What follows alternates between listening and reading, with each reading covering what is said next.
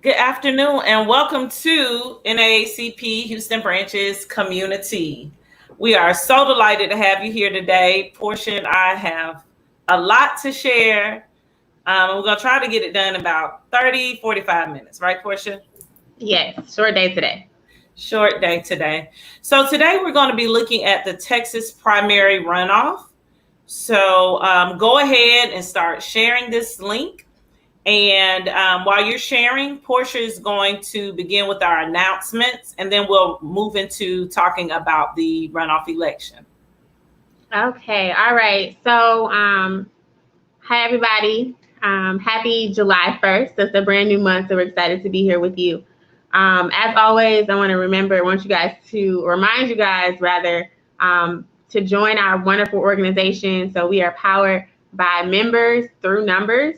So as always, want to encourage you to join. If you're here in Houston, we encourage you to go to naacphouston.org and join us today. If you're not in Houston and you still want to be a member of our wonderful organization, you can go to naacp.org and click on the Join Us tab, and you'll put in your zip code, and they'll find the unit closest to you.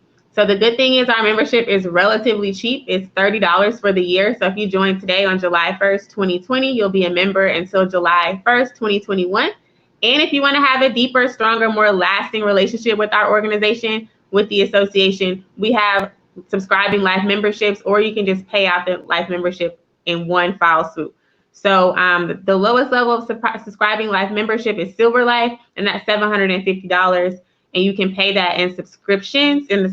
So you can pay $75 when you start your membership, and then you can pay $75 for the next 10 years. You can double up, triple up, whatever your money situation is. You can pay that off in 10 years or less. So as always, encourage you to join our organization. I know July is going to pin that membership link in the comments. So please, please, please, ma'am or sir, join our organization. We need you. We are powered through volunteers and members.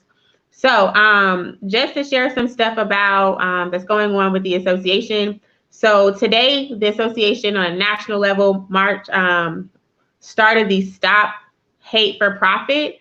And that is a partnership that the NAACP and has started with the American Defamation League, Color of Change, Free Press, Common Sense, Sleeping Giants, Mozilla, LULAC, which is the League of United Latin American Citizens. They started today this effort to no longer, or at least for the month of July, not pay for ads on Facebook. So, and that's an effort to call action to the platform to stop the spread of misinformation and hate on their platform. So they're still going to post, all these organizations will still post, but they're not going to pay for any advertisements. So you won't see any paid ads popping up from any of those organizations through the month of July. So if you are also running ads on Facebook and you want to join in this campaign, just stop your ads, don't pay any money to the platform for the month of July to join in on the Stop Hate for Profit. So you can check out more information. NAACP posted some information on their Facebook page and Instagram this morning. So if you want to find out more about the organizations that are doing it and what the full effort is, you can go there and find out more information.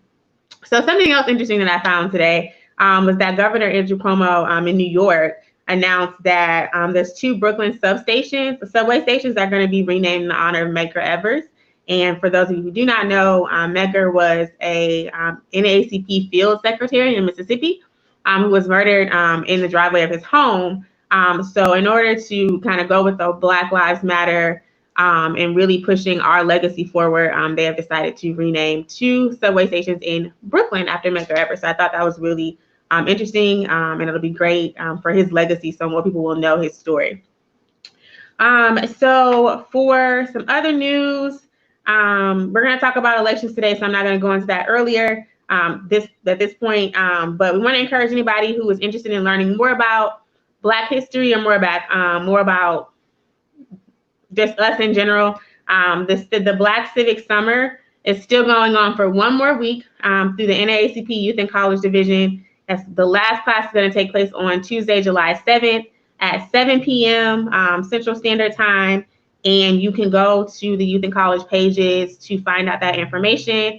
It's been really great. It's a legit class. You're going to have homework and everything, but it's a really fun experience and really sharing a lot of good information with our young people and old people alike. So definitely check that out. And then this evening at 6 p.m. Central Standard Time, right after this show is over, on Instagram Live, our president and CEO, Derek Johnson, is going to be partnering with Sabrina Fulton, which is Trayvon Martin's mother. And they are going to be doing a live protest to polls. And that's going to be on NAACP's Instagram Live. And they're just going to be having a conversation and talking about marching to the polls because there's elections going on across the country. And then also the Black Voices Change Lives is a current volunteer campaign being initiated by the NAACP on a national level. So we encourage you to go to that and register or sign up to be a volunteer with our association. So one more thing. So we are in full swing for election season.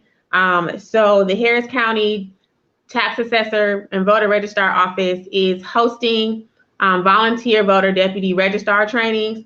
We had our first one with Urban League last night, and there's going to be another one on tomorrow, July 2nd at 6 p.m. And if that happens to be full, I haven't checked. If it is full, you can still sign up. They're doing trainings Monday through Saturday, like indefinitely. So they're going to continue to do those trainings as we go into the general election season. Once we get through this season, and then the voter registration season kicks back up for the elections in November. So we encourage you, if you would like to register other people to vote in Harris County, to go to the website hctax.net/voter/deputy. I'm sure we'll drop that link in the comments at some point during our show. But if you would like to be a voter deputy registrar, we encourage you to do that today. Sign up to get the training. It's online. It's going to be via Zoom. And it's a short class in person, so I know it's going to be a short class virtually. So it usually takes about an hour. So it may be less than that being in a virtual setting. Also, tomorrow, we are partnering the NAACP Texas State Conference along with the Houston Area Urban League and LULAC. Again, that is the League of United Latin American Citizens. Sorry, y'all, I just say LULAC all the time. We are partnering for a unity rally against racism. That's taking place tomorrow online, virtually. So virtual unity rally, and that's going to be taking place from 6 p.m. to 8 p.m. And you can register for that or RSVP at unityrally.us. And that's also posted on the Young Adults page and then the Texas State Conference Facebook page as well if you'd like to register for that event. And then finally, last thing, District F and District K are having a virtual community pop-up event, and it's youth-led, and it's talking about public safety. That's happening tonight at 6:30 p.m., and that's sponsored by Council Member Tiffany Thompson from District F, and then Mayor, Vice Mayor Pro Tem Martha Cassick Tatum from District K, my brother's keeper, and then the Houston Fire Department, as well as students from ALEAF and Houston ISDs. And that's going to be taking place tonight at 6:30, so right after this call. So there's a lot of stuff going on over the next couple of days, and we encourage you, if you can, to join in on that Facebook Live post for Instagram for the association, and then also to, if you have time, to go to the virtual pop-up event with District F and District K. So that is all the announcements I have for right now. I know that was a lot.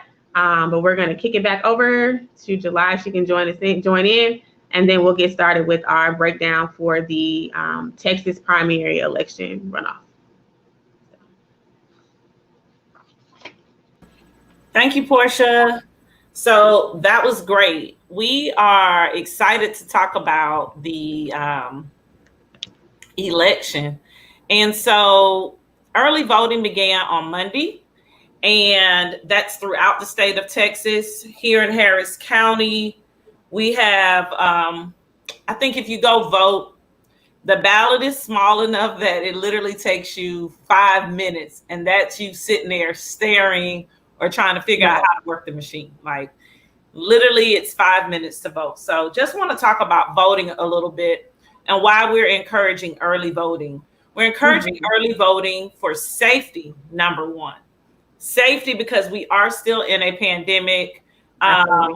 Basically, we need to be in quarantine as much as we can. We need to stay at home. So by voting early, you're getting it out of the way instead of waiting till election day on the 14th, where it will be more crowded. So Portia and I both voted yesterday. And our experiences were so similar, and we voted at two different polling locations on two separate sides of town. Opposite sides of town, y'all. Yeah. So if you don't have wipes or hand sanitizer, they have it there for you.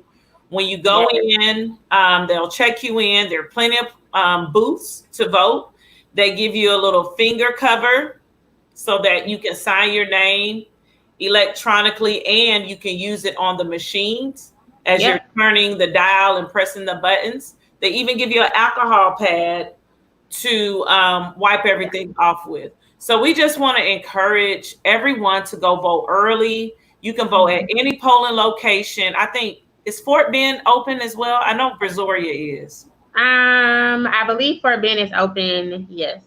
So it's pretty much vote your way. And what that means is you can go to any polling location inside your county. And we're gonna post. Yeah, I know we're gonna post those locations where you can go to vote. But like July said, we both posted like videos of our experience because we wanted our individual platforms to kind of share our experience because we wanted everybody to know. And we posted our videos like 4 hours apart, but they literally said the exact same thing. I went earlier in the morning around 9:30, and I sleep in. Nobody there. And they're always I wanted to say this, they're always so surprised to see young people. Like every time I vote, they're always like, oh my gosh, we're so happy to see you. And I'm just like, young people vote, but I think that we need to make sure, I mean, I'm happy that they're happy to see me. But I want it to be the norm that they see young people coming to vote, and it's not, people, period. Black people. People, period, and it's always funny, when they're like, oh my gosh, I'm so happy that you came to vote. And I'm like, oh, no problem. I always vote. And always. And then there was also, I was happy that there was a younger person. So somewhere in my age demographic that was working at the polls. So I was really excited to see her there as well, to see a young person as a poll worker too. Yeah. So we really want to encourage you to early vote. If you're here in Houston, please go vote at Texas Southern University so that it remains a polling location. It became a polling location last November. And so we want to continue that so that not only that community, but the university can utilize that as a polling location. I know most of the traffic in and out yesterday that I saw while sitting in the parking lot was just Texas Southern University police staff. So their campus police officers were coming to vote, which was exciting. Of course, campus is closed now due to COVID-19, so there weren't students, but there again, just want to encourage people to vote. So let's jump into this statewide ballot. Okay. And I'm going to start at the top. And one of the main races is our state, for the state of Texas, is our U.S. Senator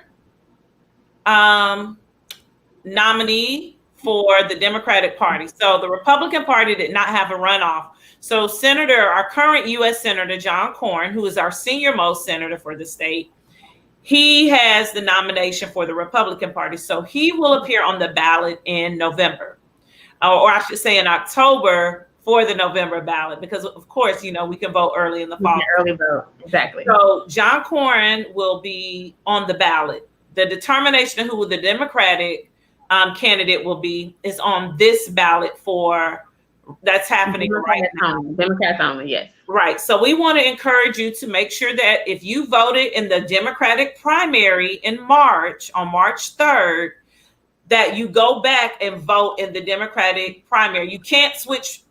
It's the same primary. So if you vote in the Democratic primary, you can participate in this election for the primary runoff.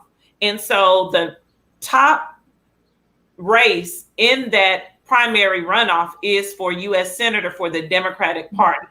And there are two candidates, clearly, because it's a runoff. So you have our current state senator, Royce West from Dallas, and M.J. Hagar. They are the candidates in that race. Our U.S. senators, their role is to, well,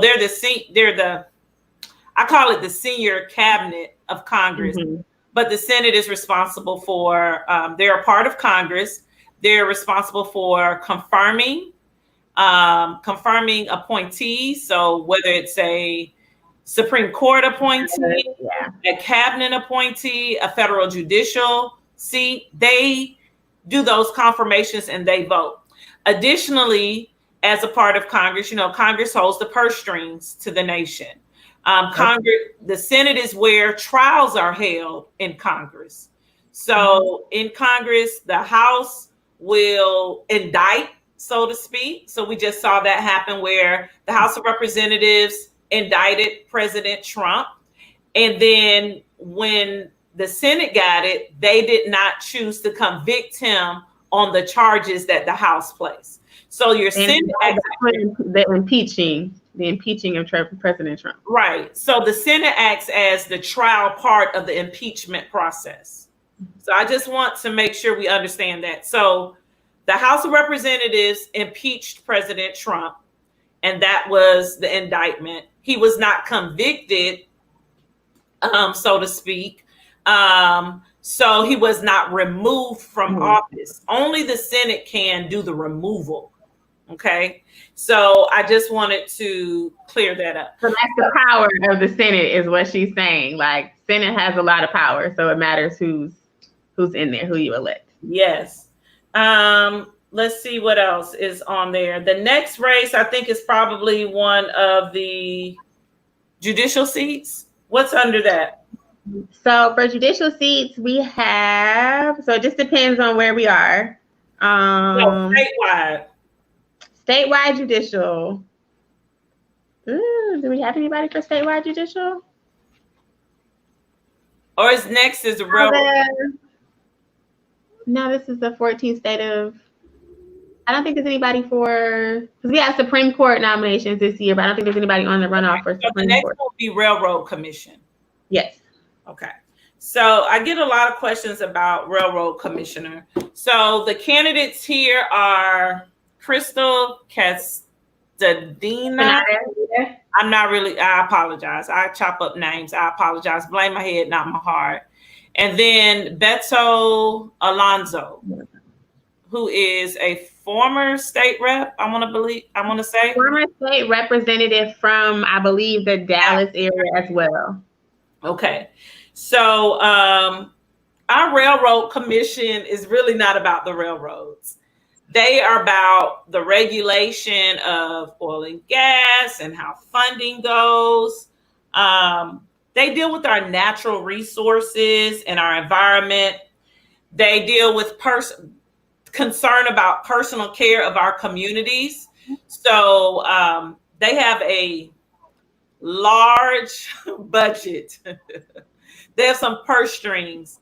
And then they also support the development and economic vitality of our state.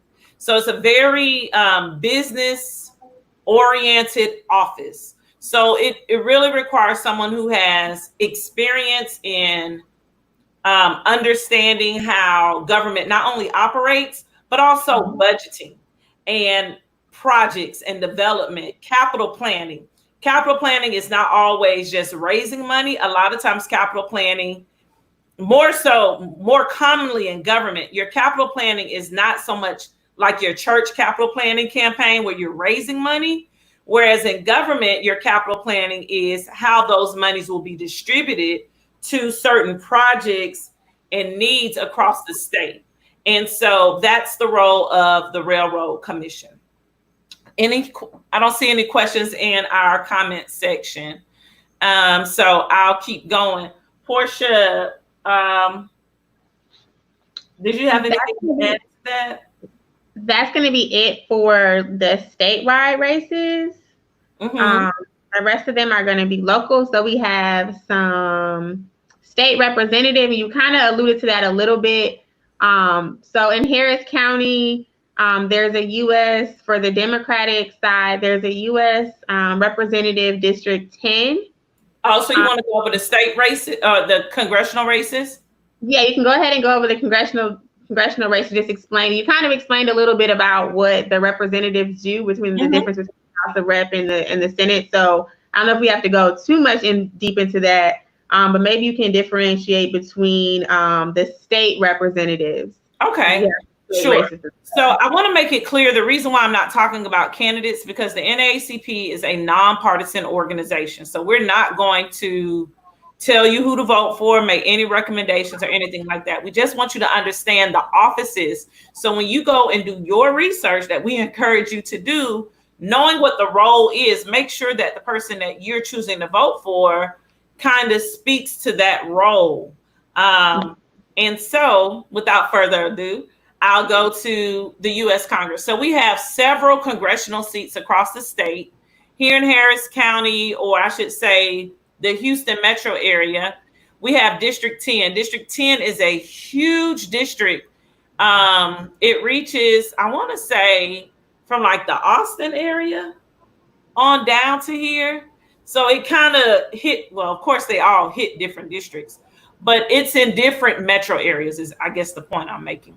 So you have Congressional District 10, which is also one of the races that is in a runoff. And so there, that is someone who is running. You have two candidates running for the House of Representatives, the U.S. House of Representatives. And so as I was speaking about the Senate, they're the other half of Congress. We have two houses or two chambers of Congress. We have the House of Representatives, which is the much larger body made up of 435 people. And then we have our Senate, which is the smaller body or the smaller chamber made up of 100 people. Every state has two senators, two U.S. senators, and then the 435 depends on population. Population of the state. Point I need to make sure that you complete your census, because your census directly impacts, our census numbers directly impact not just our congressional lines and how they're drawn, but also how many congressional seats that we will have. Currently, Texas has 38 members of Congress. 36 of those are in the House of Representatives. And of course, our two U.S. senators. The way our growth is set up, we should have receiving at least one, if not two more congressional seats, which would bring us to a total of 40 members of Congress, 38 in the House, 2 in the Senate. But all of this depends on our census. So these things work in a concerted effort, so they kind of go together. So just make sure that we're only at a 56.6% response rate for the census. So we're way far behind. Say that number again. 56.6% in the state of Texas. In the state of Texas. Do we have Harris County's numbers? Or Harris County is 56% flat. And then Houston is 52%. Okay, so we have made it over the 50% hump, because we are over the 50% hump, but we need to. In 2010, we were at 75%. So we need to. We're a long way to make up even from our numbers in 2010. So here's a challenge to everyone who's watching this, whether you're in Houston, Texas, West Texas, East Texas, North Texas, kind of Texas, or if you're in Virginia, New York, Massachusetts, Oklahoma, wherever you are in the country, make sure that you have completed your census. The website for that is in our comments, www.2020census.gov. And also send that link to 10 friends. Just send it to 10 people and say, hey, get counted or be counted or have you been counted, whatever. All right. And we talked about how short it took us to vote yesterday. Like it literally takes you that long to do your census and you don't even have to leave your house. So you can do it at your computer. You can do it on your phone. You can do it on your tablet. Like I'm on my tablet right now. You can do it basically anywhere. So please just do it. It takes less than 10 minutes. Right. So next on the ballot is our Texas State Board of Education. And we have a runoff for District 6. So member District 6. And if you go online, you can look up who these candidates are. I was going to just go through all of them, but for the sake of time, I want to keep moving. Unless, Portia, you think I should go back and give the candidates. Since I gave the first two, I'll go ahead. So for District 10 congressional race, that is Mike Siegel and Pratish Gandhi. For Railroad Commissioner, I gave you Beto Alonso or Roberto Alonso and Krista Castandina. For the State Board of Education, District 6, we have Michelle Palmer and Kimberly McLeod. Okay. And so the State Board of Education, that board, they set policies and standards for the public schools across the state of Texas. And their primary responsibility includes setting curriculum standards, reviewing and adopting instructional materials. That's the gist of what they do on the surface.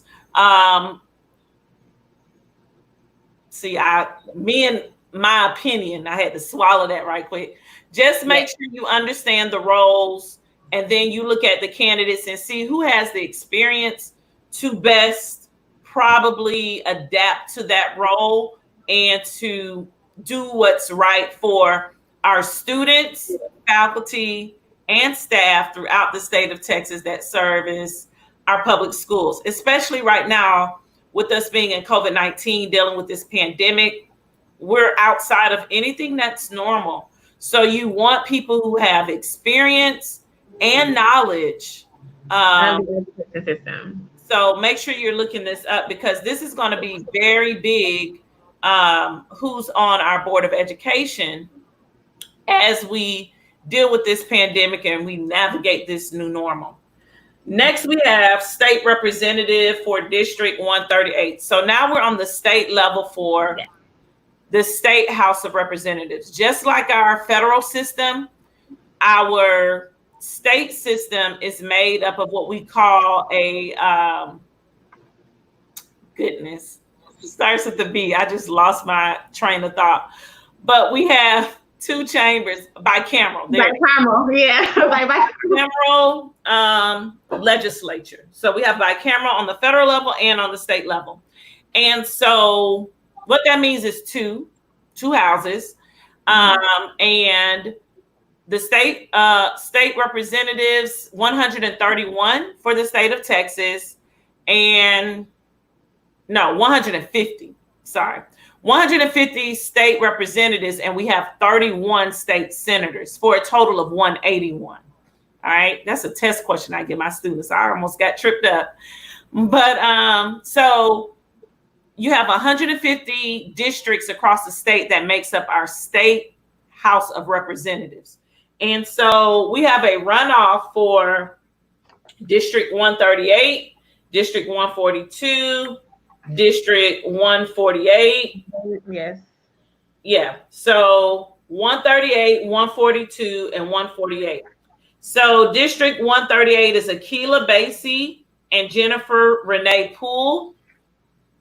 District 142 is Harold Dutton and Jerry Davis. District 148 is Anna Eastman and Penny Morales Shaw.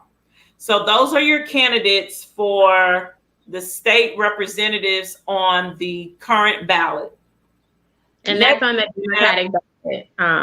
There's nobody on the Republican ballot at the state level. Okay. For Harris County. Okay. And we're just going to go through Harris County, and then we'll talk about Brazoria and Fort Bend. For any race that isn't on the Harris County, we'll talk about the roll. So just bear with us. We're getting through this. For the courts. So in Texas, thank goodness we still elect people to our bench. And that is something that you should want. Okay. Because if all judges are appointed, that could become an issue. But that's another show for another day.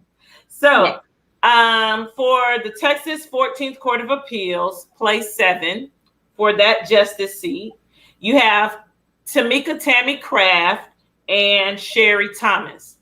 They are the candidates for the 14th Court of Appeals, place 7. For district judge, If you can briefly, and I don't know how much you can go into this, like the Court of Appeals, like what is the function that they serve? So we have 1, 2, 3, 4, 5, 6, 7. We have like 8 different types of courts in Texas that are state. So you have your local courts, 9. So you have your local courts, you have your municipal courts, then you have your justice of the peace courts, and then you have your 3 county courts. So that's like probate court, constitutional, like you have 3 county level courts, and then you have your district courts. So on the state levels, the district court is like your trial court. Okay. So you have your trial court, which is the district court. Once a decision is made on the district court level, you appeal it if you don't like it. Someone can appeal that ruling. And then we have above our appeals court, I'm just going over the court setup anyway. Above our appeals court, we have, or our appellate level, we have our final courts. And I use an S on that because we have a dual, D-U-A-L, dual Supreme Court in the state of Texas, so to speak. So if you hear the term Texas Supreme Court, that means you're dealing with an issue that is civil in nature or it's dealing with juveniles. If you hear the Texas Court of Criminal Appeals, I think I said that right, it's dealing with criminal issues. So say someone is convicted of murder and sentenced to the death penalty at the trial court level.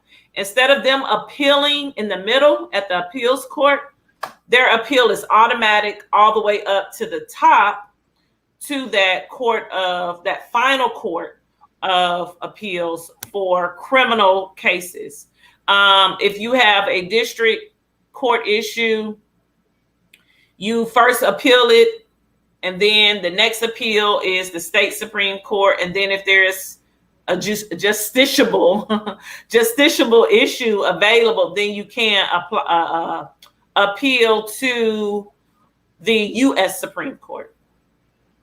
And sorry, y'all, I just wanted y'all to understand like what you're voting for, because these roles are really important.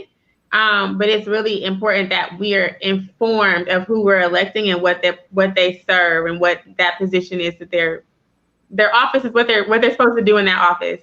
So it was a lot of like legal jargon in there, but just understanding like if you have to appeal something. So research the candidates, okay? Yeah, research the candidates to see what they've been doing or what their background is before you. Right. So look them up. You can look up. I always say if someone's running for any type of judicial seat, whether it's justice of the peace or the state Supreme Court, you always want to look at their record as an attorney. You want to see, have they ever had what type of lawsuits? Because lawyers get sued, and that doesn't mean they're a bad lawyer because they've been sued, because people sue for anything. So that's not what I'm saying. But you want to look at their record. You want to see what type of complaints have been lodged against them. What was the outcome of those complaints? You want to look at their record in terms of how they respected in the legal community. You know, all these things should come into play when you're elected any type of person that is going to sit on that bench in a robe with a gavel and make legal decisions to your life or the lives of constituents. So you want to look at their experience from that point of view. All right, so we have the 14th Court of Appeals. Then we have district judges. We have 2 runoffs for district judge. So you have the 164th Judicial District, which includes Cheryl Elliott Thornton and Alex Smoots Thomas. Mm-hmm. And then for the 339th Judicial District, you have Tiaiva Bell and Candace White. So those are the candidates for district court judges. And remember, I just told you that's like the trial court. All right. Then we have county commissioner. So I want to take a moment so you can understand county commission. So your county commission is made, commissioner's court. Let's talk about that. Commissioner's court is made up of 5 people. Okay. 5 people make up commissioner's court. And their role is the responsibility of the county government, our roads, our bridges, assisting citizens with, say, what's going on right now with COVID. So rent assistance, emergency relief assistance, hurricane assistance, and making sure that precincts, right? Precincts have what they need throughout the county. They are county governance. They are the body that controls the budget for the county. So say the sheriff wants to do something or sees a need that needs to be improved, he can't just go do that on his own. He has to have approval from the county commissioner's court. So like I said, it's made up of 5 people. The center of that is our county judge. So for Harris County, our county judge is Lena Hidalgo. She's the county CEO. If you think of it like that, she's the CEO. And say Dallas County, it's Judge Jenkins. So you have Judge Hidalgo here in Harris County. The other 4 people are commissioners, and they have districts throughout the county. So the county is split into 4 quadrants or 4 areas, and they each run that. Now, I believe in Harris County, instead of them just focusing just on their districts, they try to, and I use that word, work cooperatively. Decision making. So like last night there was a vote. It was a 3-2 vote. I believe on some more rental assistance or some. No. They extended the disaster declaration order for stay at home. I want to say. Yeah. So they extended the disaster declaration order through August 26th. There you go. But they voted on it 3-2. Again, it's made up of 5 people. So that judge is that 5th person, the county judge. So that's, I'm trying to keep this short, but that's basically a brief overview of their functionality. So for County Commissioner Precinct 3. Yes. For Precinct 3, we have Michael Moore and Diana Alexander. So make sure you look up these people. You become familiar with their backgrounds, their abilities, what's their experience in large budgets, what's their experience with budgeting. So if there's someone who the biggest budget they've ever handled was $500,000 or 2.5 million. Not for Harris County. I mean, the biggest budget I've ever dealt with was almost $1 billion. That was something I did in a previous role that I had after grad school. I handled a very large budget for capital planning for a county organization. So I understand this. So you really want someone who knows what they're doing, who will make decisions not based on so much feelings, but really looking at the projects, looking at the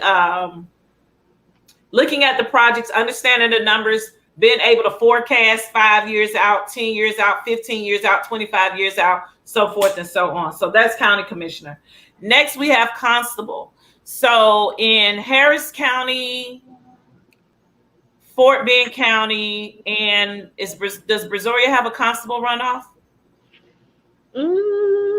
I know Fort Bend. No. So constables operate, they're a law enforcement agency through the county. Which I found out about after I got pulled over. I'm gonna put that in there. Okay, so they are a law enforcement agency through the county that does a lot of, most commonly, they do service. So they may serve you papers. They may come pick you up, say there's a warrant out for you. They can stop you in traffic, right? So you run a stop sign, that type of thing. That's not as common for them, but it does happen depending on the leadership for that precinct. So In Texas, counties have between 1 and 8 constables or precincts, no more than 8. And so, of course, the larger the county, the more constable precincts you'll have, so to speak. Here, of course, we have 8. And so for precinct 2, 3, and 5, we have runoff elections. All right. So for precincts 2, 3, and 5, we have runoff elections. So the candidates in precinct 2 are Chris Diaz and Jerry Garcia. For precinct 3, there's Sherman Eagleton and Ken Jones. And in precinct 5, we have Randy Newman and Mark Allen Harrison. And so that concludes Harris County, the races on Harris County's ballot. And now we're going to go to Fort Bend. So with Fort Bend, really quick on Harris County's Republican side. Oh, you have. There is the only race. So there are there are U.S. representative races in District 18 and District 22. Okay, so District 18 is most of it goes through the center of Houston. So downtown, south, direct south. When I say south, I mean direct south. Not so much southeast, not so much southwest, but more direct south. And District 13 is like, my student says, like an angel in the middle of the in the middle of the metro area when you look at it on a map. But so 13 has a runoff. So 18 and 22. 18. What did I say? 13. That's what I meant. 18. 18. All right, that's what I meant. So who are the candidates for 18? The candidates for 18 are Robert Cadena and Wendell Champion. This is on the Republican side. On the Republican side. So they are running for, they're in a runoff for Congressional District 18. Congressional District 18 is probably one of the biggest congressional districts in the state with a very large Black and brown constituency. That's the easiest way to put it. All right. And it is a very rich district because downtown Houston is a part of Congressional District 18. All right. What is the other one? District 22, and those nominees on the Republican side are Troy Nails and Kathleen Walls. Yeah, you knew that. I knew that. So that's a highly contested seat. And it was contested on both sides. One moment.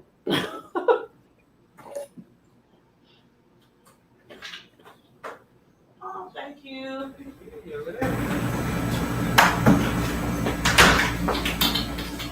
Sorry about that. Had a delivery. So it's highly contested on both sides. But on the Democratic side, there is not a runoff. On the Republican side, there is a runoff. And so Congressional District 22 consists of Brazoria County, parts of Brazoria County, I would say the northern, and parts of, I want to say, an etch maybe of Galveston County. I'm not really sure about that. Fort Bend County and Harris County. It like reaches across I-10. So just think you're on 288 all the way to I-10 and a little bit beyond, and that is represented by Congressional District 22. The current congressperson for that seat, Pete Olson, is retiring. So this whole seat is up for grabs. There's no incumbent in that race. What's the other one? So then there's the sheriff on the Republican side, and those two candidates are Paul Day and Joe Dana. Okay. And that's here in Harris County. That's in Harris County, yes. Okay. What about Fort Bend County?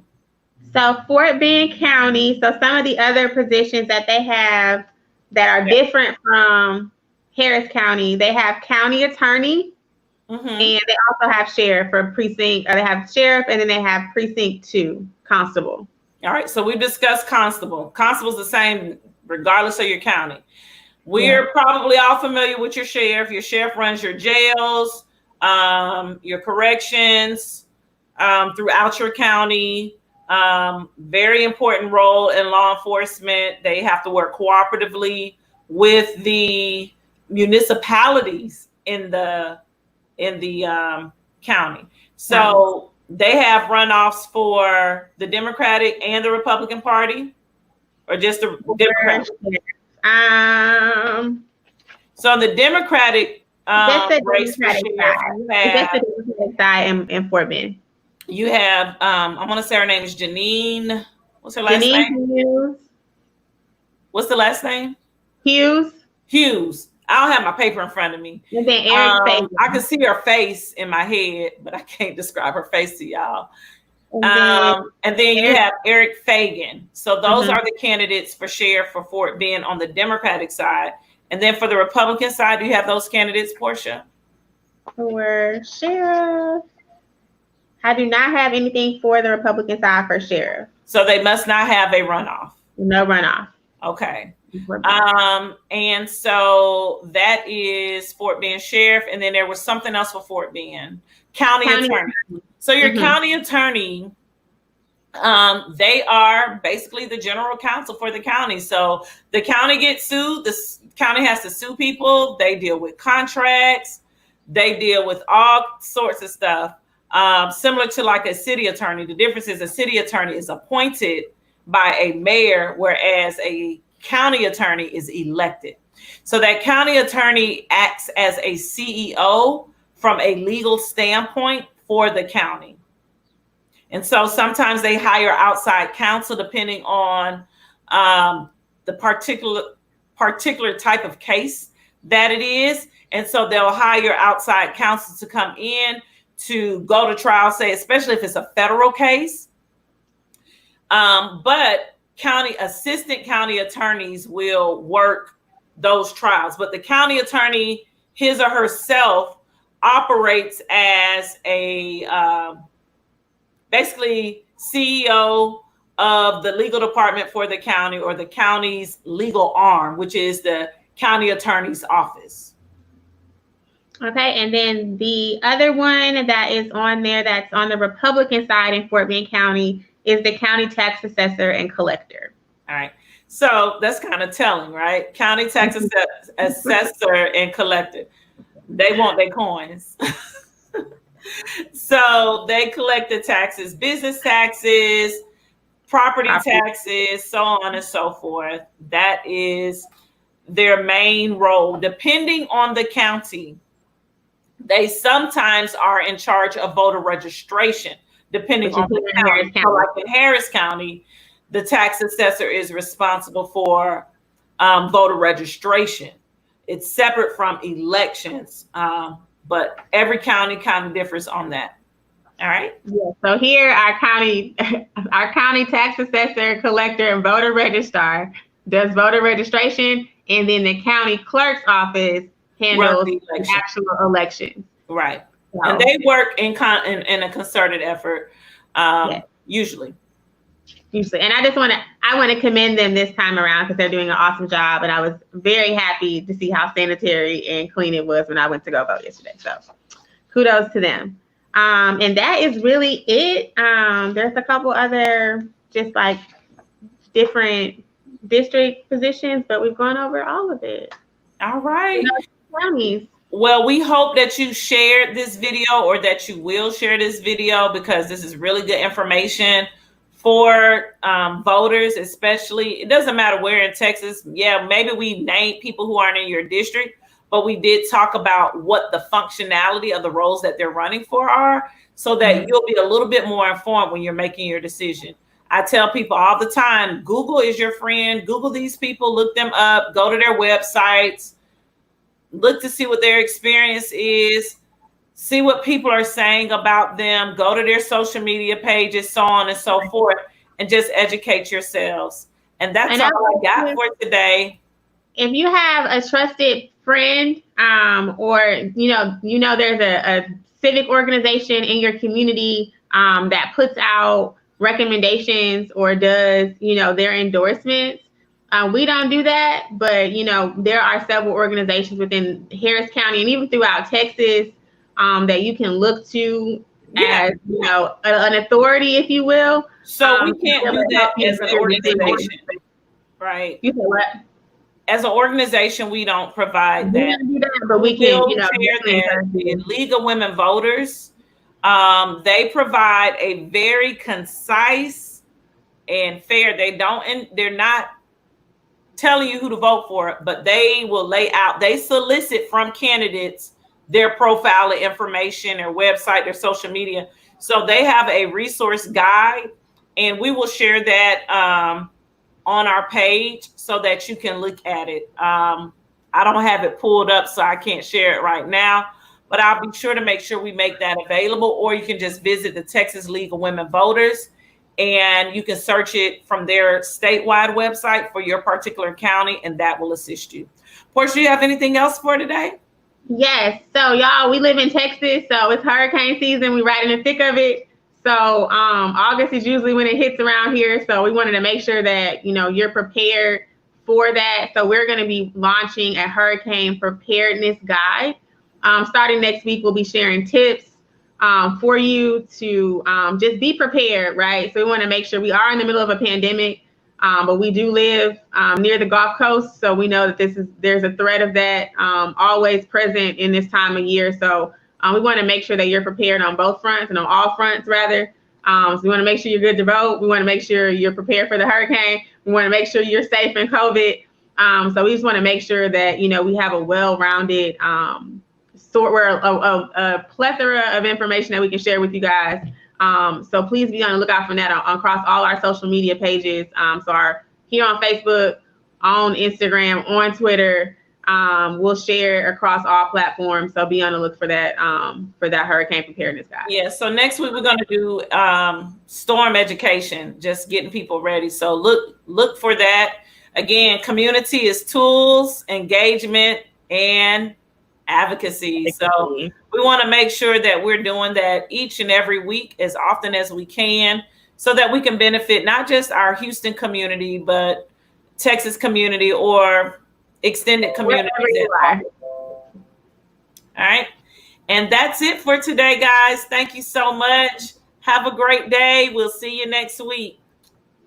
Bye.